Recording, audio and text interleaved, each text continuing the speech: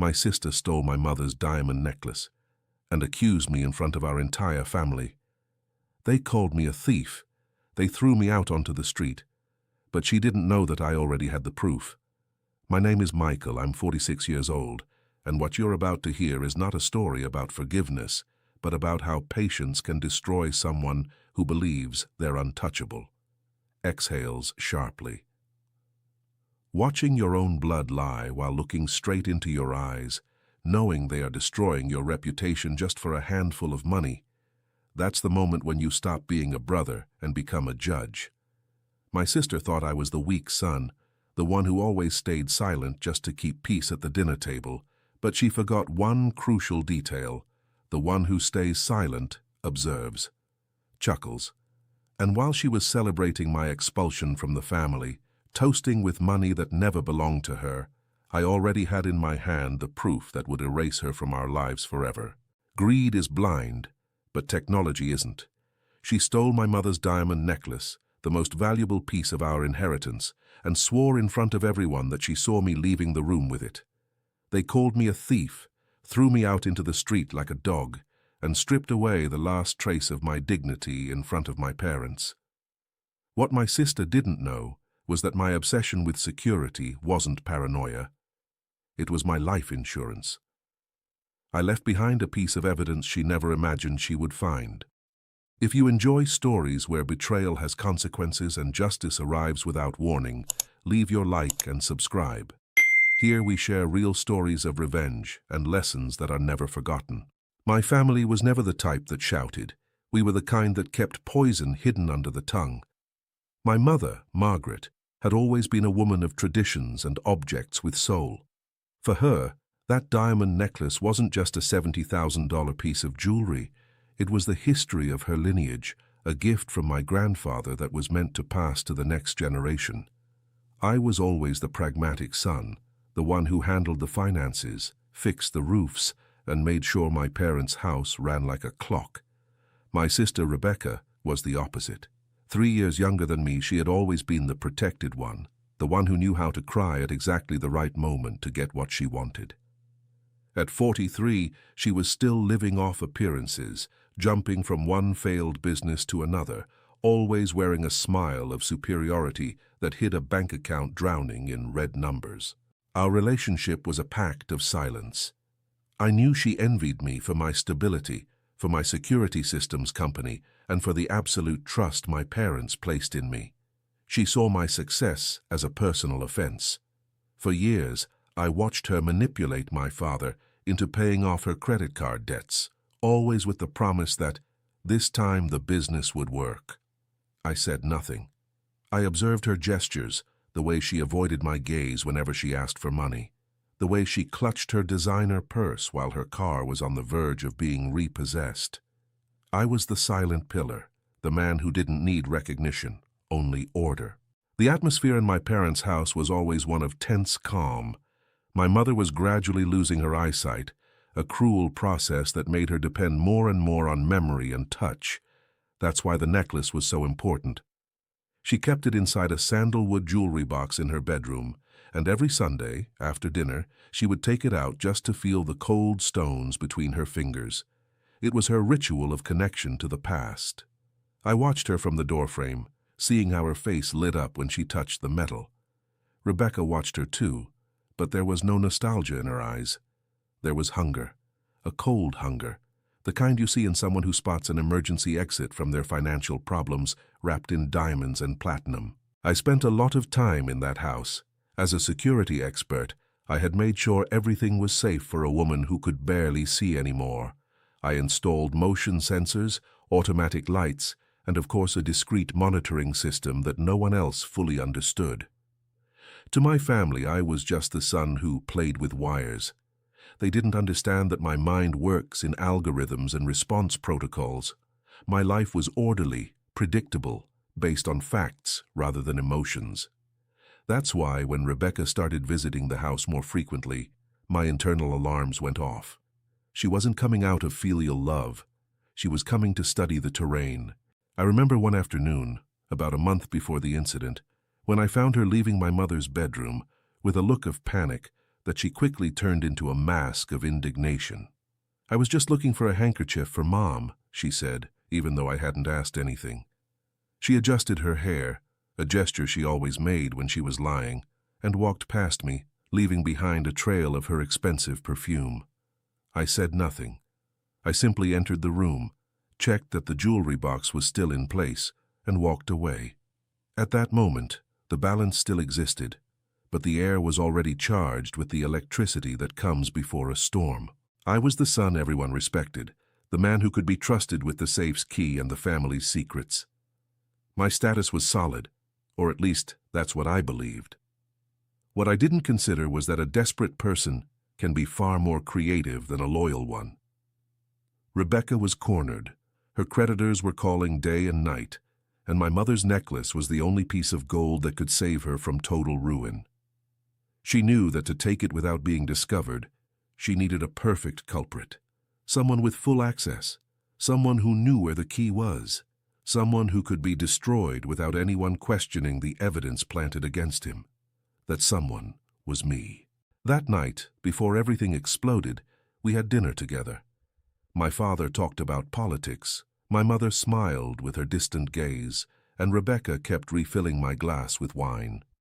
She was unusually kind, joking about our childhood, touching my shoulder with a familiarity I hadn't felt in decades. I played along, staying composed, analyzing every word. I felt secure in my position, surrounded by the walls I myself had protected. I didn't realize the attack wouldn't come from outside, but from the chair beside me. She already had everything planned. The necklace would disappear that very night, and with it, my place in the family. The following Monday, the calm shattered with a scream that still echoes in my ears. My mother, her hands trembling and her eyes filled with tears, searched desperately through the drawer of her nightstand. The sandalwood jewelry box was open, empty. The diamonds that had passed through 3 generations were gone. I was in the kitchen, drinking coffee, when Rebecca ran in, pretending a panic attack that any second-rate actress would envy. She looked at me with a mixture of horror and accusation, pointing at me with a finger that wouldn't stop shaking. "You were here last night after everyone went to bed," she shouted, loud enough for my father to stumble down the stairs. I froze, my coffee cup halfway to my mouth. I didn't answer immediately. My mind searched for logic where none existed in her attack. "Rebecca, I don't know what you're talking about," I said in the flattest voice I could manage, trying to stay in control. But she had already started the fire. She began telling a detailed story, a perfectly woven lie. She said she had seen me leaving Mom's room at 2 in the morning, that she watched me hiding something metallic inside my jacket, and that when she confronted me in the hallway, I begged her to keep the secret because my business was going through a financial crisis. It was absurd. My company was thriving, but she knew my parents didn't understand financial statements. My father, a man of old-fashioned honor and volatile temper, looked at me with a disappointment that hurt more than any physical blow. "Is it true, Michael?" he asked, his voice cracking. Before I could even form a defense, Rebecca delivered the final strike. "Check his briefcase," she suggested with malicious calm. He left it in the study before breakfast. We walked toward the study in sepulchral silence. I walked with my head high, certain they would find nothing. But when my father opened my leather briefcase and lifted the false bottom where I keep my laptop, there it was. The diamond necklace, wrapped in a handkerchief I often used. The world stopped. I felt the blood drain from my face as Rebecca let out a dramatic sob covering her mouth. "How could you, Michael? To our own mother," she cried, stepping forward to comfort the woman who had given me life and who now looked at me like I was a monster.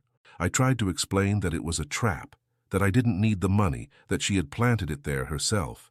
But the physical evidence was devastating to them. My father snatched the house keys from my hand, his fingers brushing my chest with contempt. "Get out," he whispered, his voice sharp as a blade. "I don't want to see your face again. You are dead to this family." Rebecca looked at me over my mother's shoulder, and for a split second, her mask of sorrow slipped, revealing a smile of absolute triumph. She had taken from me the one thing money can't buy, my parents' trust. I walked out of that house under the rain with nothing but the clothes on my back. I went to my office and sat in the dark for hours. The humiliation burned in my throat.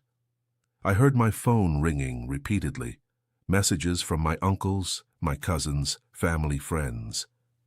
Rebecca had spread the story within minutes. The prodigal son turned out to be a jewel thief, the messages said. They removed me from family groups, erased me from shared photos. In a single morning, I went from being the pillar of the family to the outcast, the criminal who stole the inheritance of a blind woman. What hurt the most wasn't the loss of status, but how easily they discarded me. Not a single benefit of the doubt. Not one question about why someone with my record would do something so stupid. Rebecca's plan had been brilliant in its simplicity. Use my closeness and my access to frame me, taking advantage of the fact that I was the only one who knew how to bypass the security, or at least that's what she believed. She thought that since I had installed the visible cameras in the house, I was the only one who controlled them. That night, I slept on a couch in my office, my heart beating with a slow, calculated rhythm. The explosive rage had turned into cold determination. I wasn't going to beg, and I wasn't going to apologize for something I didn't do. I was going to let her enjoy her victory, let her feel safe, let her believe her trail was clean. While she planned how to sell the real necklace, because I knew the one they found in my briefcase was a high-quality replica she had ordered weeks earlier, I began reviewing my digital files. Rebecca made one fatal mistake. She underestimated my technical skills and my natural distrust of everyone, including her. I spent the next 72 hours in a dim haze fueled by bitter coffee and absolute silence. My office, that space Rebecca always underestimated as nothing more than a room full of wires, became my operations center. I didn't call my parents to beg, nor did I send desperate text messages to my sister. Silence is the most powerful tool a man has when he knows he is right. Noise belongs to those who are afraid. While the rest of the family erased me from their lives, I was reconstructing the timeline of her betrayal with surgical precision. Rebecca thought she understood my security system because she had watched me install the commercial cameras in the hallways and at the entrance. What she didn't know was that months earlier, when I began noticing cash missing from my father's wallet, I installed a redundant secondary system. They weren't visible cameras, but thermal imaging sensors and micro lenses hidden inside smoke detectors and picture frames. A closed-circuit system that didn't upload anything to a commercial cloud, but instead to a private physical server. I hid myself behind a false panel in the basement of the house.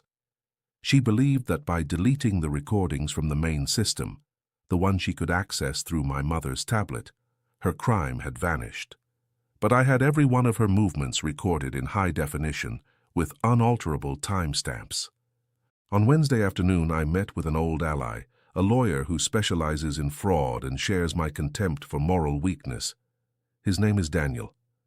I showed him the footage on my laptop without saying a word. In the video, Rebecca could clearly be seen entering my mother's bedroom at 3 in the morning that Sunday. There was no trace of panic in her, only cold greed. I watched her open the jewelry box, remove the real necklace, and replace it with the copy she would later discover in my briefcase. I watched her rehearse her crying in my mother's mirror before leaving the room. Daniel rubbed his chin, letting out a sigh of disbelief. "This isn't just theft, Michael. This is defamation, fraud, and abuse of trust. You could destroy her right now," he said. "But I didn't want only legal justice. I wanted a kind of justice that would leave her without heir, without allies, without escape." I asked Daniel to wait. I needed Rebecca to make her next move. I knew her financial desperation wouldn't allow her to keep the necklace for long. She would need to sell it, and quickly. So I made a call to a contact in the luxury jewelry market, a man who owed favors to my company for securing his vault years earlier. I gave him the laser-engraved serial number on the main diamond of my mother's necklace. "If anyone tries to appraise or sell this piece, call me immediately," I told him. It was a chess move. I didn't have to wait long. Meanwhile, I kept a low profile. I let the rumors grow. Through mutual friends, I heard that Rebecca was already planning a renovation in her apartment, and had told everyone that I had probably sold the diamonds to cover non-existent gambling debts. Every lie she told was another nail in her own coffin. I didn't feel rage. I felt an icy calm. I was watching prey walk voluntarily into a steel trap. On Friday morning, I received the message I had been waiting for. Rebecca had contacted a private buyer at a discreet hotel. She believed she was about to receive $100,000 in cash that would solve her life. What she didn't know was that the buyer was a partner of my lawyer, and every word of that transaction was being recorded. My plan wasn't to go to the police immediately. I wanted the climax to happen where everything began. In my parents' house, during Sunday dinner, the same stage where she stripped me of my honor. I prepared an envelope with screenshots from the videos, records of her bank debts that I legally obtained through Daniel's investigation, and the recorded confession of the jeweler who had made the replica for her. Rebecca believed she was the queen of the board, but she had forgotten that I was the one who designed the game. Patience is a form of violence when it is exercised with intelligence. I sat at my desk, closed my laptop, and for the first time in a week, I slept deeply. The counterattack was ready. On Sunday night, my parents' house smelled like stew and betrayal. I walked in without knocking, using the spare key I had never returned. The silence in the living room sliced open like a scalpel when they saw me standing in the doorway. My father stood up immediately, his face burning with rage as he pointed toward the door. "I told you never to come back, thief," he roared. Rebecca, sitting beside him with a glass of wine in her hand, pretended to shiver in fear.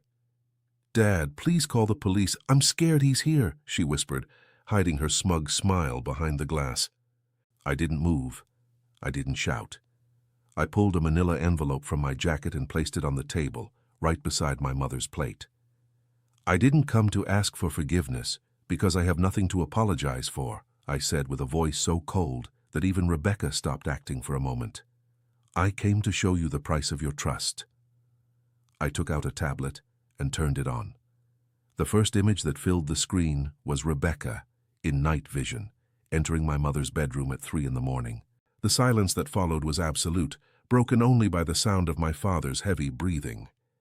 In the video, it was clear how she took the necklace from the jewelry box, how she pulled the cheap replica from her pocket, and how, before leaving, she looked at herself in the mirror with a triumphant expression that could freeze blood. Rebecca turned pale, the color drained from her face as if someone had opened a faucet. That's edited. He's a computer expert. He made it up," she screamed, but her voice had already lost its strength. It sounded like the squeal of a trapped rat.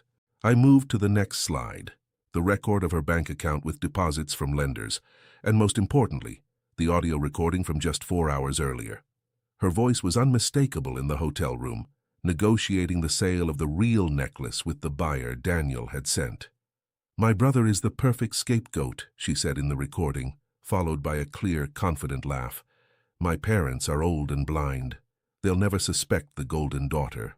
My mother, who couldn't see the images, heard her voice and let out a cry that pierced my chest. It wasn't the cry of sadness. It was the sound of something breaking forever.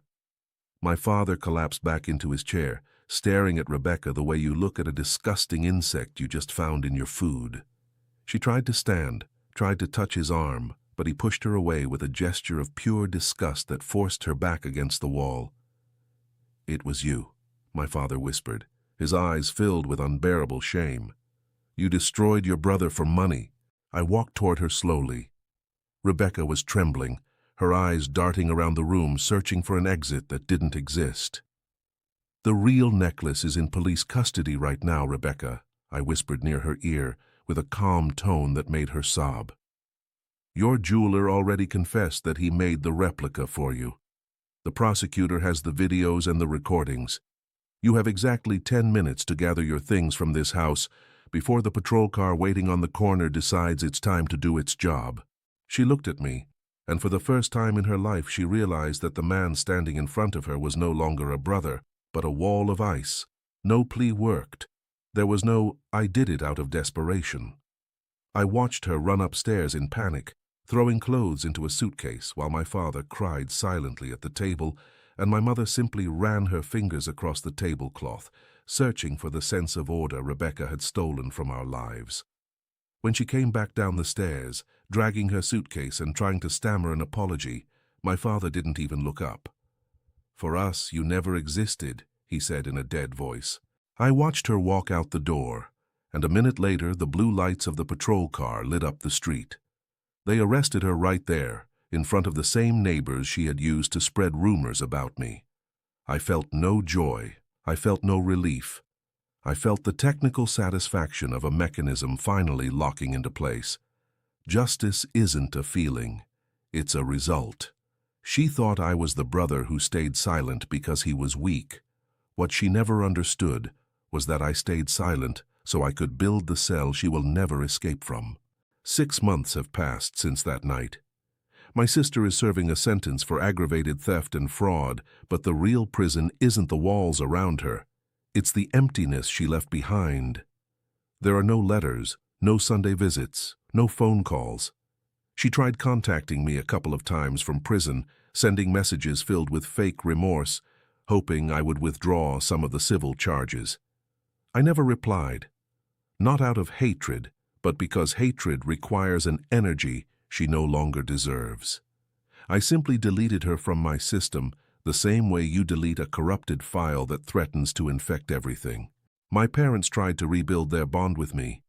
My father apologized during a quiet dinner, his eyes lowered, unable to look at the son he once called a thief. My mother got her necklace back, but she never wears it anymore. She says the stones now feel too heavy, too cold. I've taken care of their affairs again, fixed their finances, and secured their house. But something broke forever. Respect returned, but the warmth evaporated.